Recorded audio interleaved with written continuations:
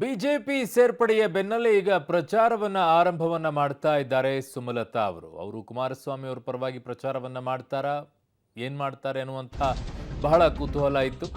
BJP ಸೇರ್ಪಡೆಯ ಬೆನ್ನಲ್ಲೇ ಈಗ ಪ್ರಚಾರಕ್ಕೆ ಸುಮಲತಾ ಅವರು ಇಳಿದಿದ್ದಾರೆ. ಪಕ್ಷ ಸೂಚಿಸಿದ ಭಾಗಗಳಲ್ಲಿ ಪ್ರಚಾರವನ್ನ ನಡೆಸಲಿದ್ದಾರೆ ಸುಮಲತಾ ಅವರು. ಕುಮಾರಸ್ವಾಮಿ ಅವರು ಸಹಕಾರ ಕೊಡಿ ಅಂತ ಕೇಳಿದ್ದಾರೆ.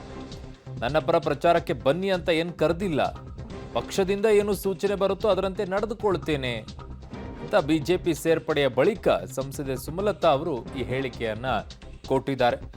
ಸಹಕಾರ ಕೊಡಿ ಅಂತ ಕೇಳಿದ್ದಾರೆ, ಆದರೆ ನನ್ನ ಪರ ಪ್ರಚಾರಕ್ಕೆ ಬನ್ನಿ ಅಂತ ಏನು ಕರೆದಿಲ್ಲ ನನಗೆ ಅಂತ ಹೇಳೋ ಮೂಲಕವಾಗಿ ಪ್ರಚಾರಕ್ಕೆ ಹೋಗ್ತಾರಾ ಇಲ್ವಾ ಅನ್ನುವಂಥ ಕುತೂಹಲವನ್ನ ಈಗ ಹುಟ್ಟಿಸಿದೆ ಸುಮಲತಾ ಅವರ ಈ ಮಾತು. ಬಿಜೆಪಿಯ ಸೇರ್ಪಡೆ ಬಳಿಕ ಸಂಸದೆ ಸುಮಲತಾ ಅವರ ಹೇಳಿಕೆ ಇದೆ.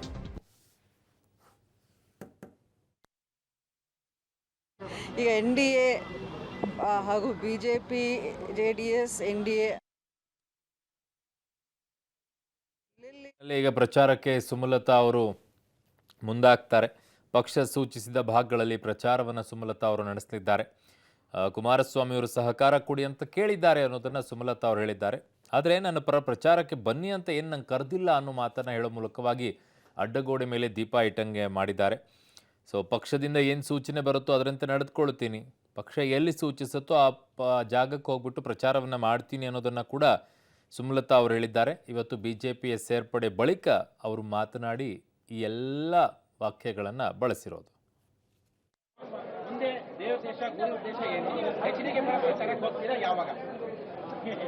ಈಗಷ್ಟೇ ಮೊದಲನೆಯ ಹೆಜ್ಜೆ ಬಿಜೆಪಿ ಪಾರ್ಟಿ ಅಧಿಕೃತವಾಗಿ ಸೇರುವಂತ ಒಂದು ಹೆಜ್ಜೆಯನ್ನು ಹಾಕಿದ್ದೀನಿ.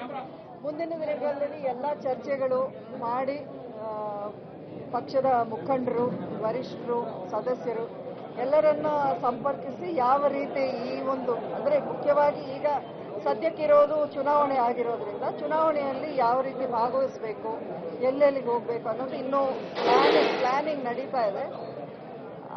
ಅದಾದ್ಮೇಲೆ ಮುಂದಿನ ನಡೆ ಏನು ಅಂತ ನನಗೂ ಒಂದು ಕ್ಲಾರಿಟಿ ಸಿಗುತ್ತೆ. ಈಗ ಬಿಜೆಪಿ ಪಕ್ಷದಲ್ಲಿ ನೀವು ಸಾಮಾನ್ಯವಾಗಿ ನೋಡಿದ್ರೆ ಪಕ್ಷದಲ್ಲಿ ಎಲ್ಲರೂ ಕಾರ್ಯಕರ್ತರೇ. ಹಾಗಾಗಿ ಇಂಥ ಪಾತ್ರ ಅಂಥ ಪಾತ್ರ ಅಂತ ಏನೂ ಇಲ್ಲ. ಪಕ್ಷ ಏನು ನಿರ್ಧಾರ ತಗೊಳುತ್ತೋ ಅದಕ್ಕೆ ನಾನು ಬದ್ಧಳಾಗಿರ್ತೀನಿ.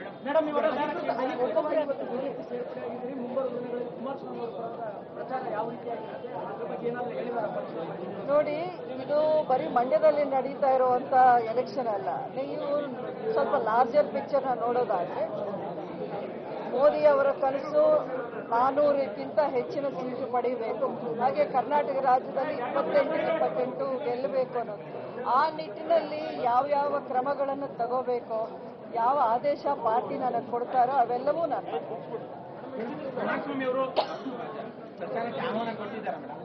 ಇಲ್ಲ. ನನಗೆ ಈವರೆಗೂ ಆ ರೀತಿಯ ಆಹ್ವಾನ ಏನಿಲ್ಲ. ಸಹಕಾರ ಕೇಳಿದ್ದಾರೆ ಅವತ್ತಿನ ದಿನ ಮನೆಗೆ ಬಂದಾಗ. ಬಿಟ್ರೆ ಇನ್ನೇನಿದ್ರು ಪಕ್ಷದ ವತಿಯಿಂದ ನನಗೆ ಬರಬೇಕು, ಅವರೇ ಪ್ಲಾನ್ ಮಾಡಿ ಕೊಡ್ತಾರೆ. ಆ ರೀತಿ ನಾನು ಎಲ್ಲಿ ಹೋಗ್ಬೇಕು ಅನ್ನೋದು ಪಕ್ಷದಿಂದಲೇ ಆದೇಶ.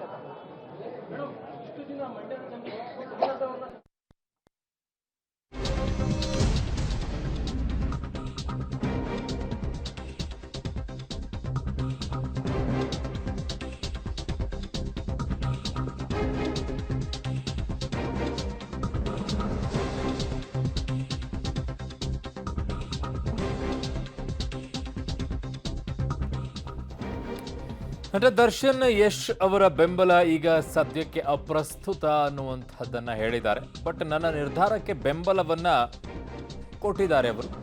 ದರ್ಶನ್ ಮತ್ತು ಯಶ್ ಬೆಂಬಲ ನೀಡಿದ್ದಾರೆ ಅನ್ನೋ ಮಾತನ್ನ ಕೂಡ ಸುಮಲತಾ ಅವರು ಆಡಿದ್ದಾರೆ. ಆದರೆ ಅಭಿಷೇಕ್ ಅವರು ಸದ್ಯಕ್ಕೆ ರಾಜಕಾರಣಕ್ಕೆ ಬರೋದಿಲ್ಲ ಅನ್ನೋದನ್ನ ಕೂಡ ಹೇಳಿದ್ದಾರೆ. ಬಿಜೆಪಿಯ ಸೇರ್ಪಡೆ ಬಳಿಕ ಇವತ್ತು ಸಂಸದೆ ಸುಮಲತಾ ಅವರು ಮಾತನಾಡಿದ್ದು.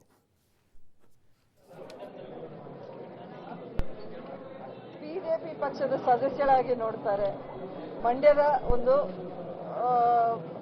ಮಂಡ್ಯದಲ್ಲಿ ಒಂದು ಸಂಸದೆಯಾಗಿ ಉತ್ತಮ ಸಾಧನೆಯನ್ನ ಮಾಡಿದಂತ ಮಾಜಿ ಸಂಸದೆ ಅಂತ ನೋಡ್ತಾರೆ ಸದ್ಯಕ್ಕೆ. ಇನ್ನು ಮುಂದಿನ ದಿನಗಳಲ್ಲಿ ಯಾವ್ಯಾವ ಪಾತ್ರ, ಯಾವ ಸ್ಥಾನ ಅದನ್ನ ನನಗೆ ಗೊತ್ತಿಲ್ಲ. ಖಂಡಿತ ಮಂಡ್ಯಕ್ಕೆ ಬಂದಾಗ ನಾನು ಬರೀ ಸಂಸದೆಯಾಗಿ ನನ್ನ ನೋಡಲ್ಲ.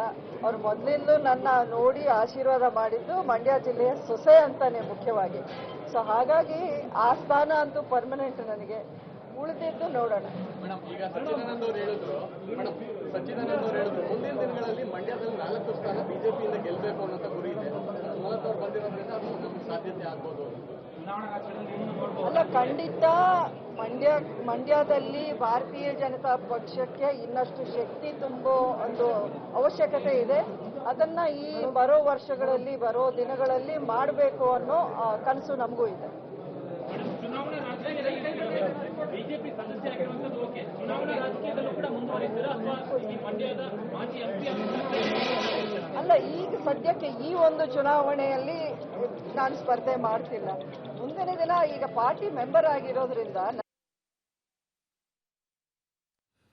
ಸುಮಲತಾ ಅವರು ಮಾತನಾಡ್ತಾ ಇದ್ದಿದ್ದು ಅದು ಬಿಜೆಪಿಯ ಸೇರ್ಪಡೆಯ ಬಳಿಕ ಅವರು ಮಾತನಾಡಿದರೆ ಹೊತ್ತು ಅವರಿಗೆ ಧುರಿಯಾಗಿಯೇ ಪಕ್ಷವನ್ನು ಸೇರ್ಪಡೆಯನ್ನು ಮಾಡಿಕೊಳ್ಳಲಾಗಿದೆ ಯಡಿಯೂರಪ್ಪನವರ ನೇತೃತ್ವದಲ್ಲಿ. ನನ್ನ ಪೊಲಿಟಿಕಲ್ ಬ್ಯೂರೋದಿಂದ ನನ್ನ ಸಹೋದ್ಯೋಗಿ ಮಸೂದ್ ಈಗ ನನ್ನ ಸಂಪರ್ಕಕ್ಕೆ ಸಿಗ್ತಾ ಇದ್ದಾರೆ. ಮಸೂದ್, ಓವರಾಲ್ ಇವತ್ತು ಸುಮಲತಾ ಅವರು ಬಿಜೆಪಿಯ ಸೇರ್ಪಡೆಗೊಂಡ ನಂತರ ಆಡಿರುವಂಥ ಮಾತುಗಳು ಎಲ್ಲೂ ಕೂಡ ಡೈವರ್ಷನ್ ಇರೋ ರೀತಿಯಲ್ಲಿ ಕಾಣಿಸ್ತಾ ಇಲ್ಲ, ಸ್ಟ್ರೈಟ್ ಫಾರ್ವರ್ಡ್ ಅಲ್ಲಿ ಇದ್ದಂಗಿತ್ತು.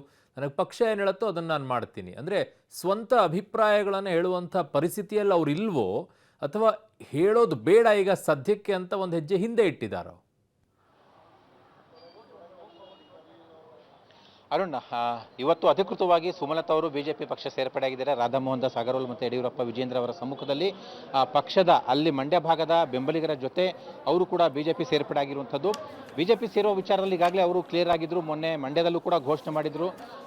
2019ರ ಸ್ವಾಭಿಮಾನ ಹೋರಾಟ ಇತ್ತು, ಈಗ ರಾಜಕೀಯ ಗಾಳಿ ಮಂಡ್ಯದಲ್ಲಿ ಬದಲಾವಣೆ ಆಗಿದೆ.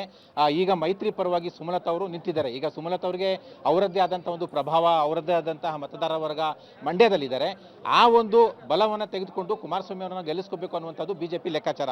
ಇನ್ನು ಇಲ್ಲಿ ಸುಮಲತಾ ಅವರ ಪಾತ್ರ ಏನು ಅನ್ನುವಂಥ ವಿಚಾರ ಬರುತ್ತೆ. ಸದ್ಯಕ್ಕೆ ಯಾವುದೇ ಮಾಹಿತಿಯನ್ನು ಕೂಡ ಅಧಿಕೃತವಾಗಿ ಬಹಿರಂಗವಾಗಿ ಬಿಜೆಪಿ ಕಡೆಯಿಂದಲೂ ಕೂಡ ಹೇಳಿಲ್ಲ, ಸುಮಲತಾ ಅವರು ಕೂಡ ಬಹಿರಂಗಪಡಿಸಿಲ್ಲ. ಆದರೆ ಮುಂದಿನ ದಿನಗಳಲ್ಲಿ ಅವರಿಗೆ ಉನ್ನತ ಮಟ್ಟದ ಸ್ಥಾನಮಾನ ಸಿಗುತ್ತೆ ಅಂತಲೂ ಕೂಡ ಹೇಳ್ತಾ ಇದ್ದಾರೆ. ಜೊತೆಗೆ ಚುನಾವಣಾ ರಾಜಕೀಯದಲ್ಲೂ ಕೂಡ ನಾನು ಇರ್ತೇನೆ ಅನ್ನುವಂತಹ ಸುಳಿವನ್ನು ಕೂಡ ಕೊಟ್ಟಿದ್ದಾರೆ.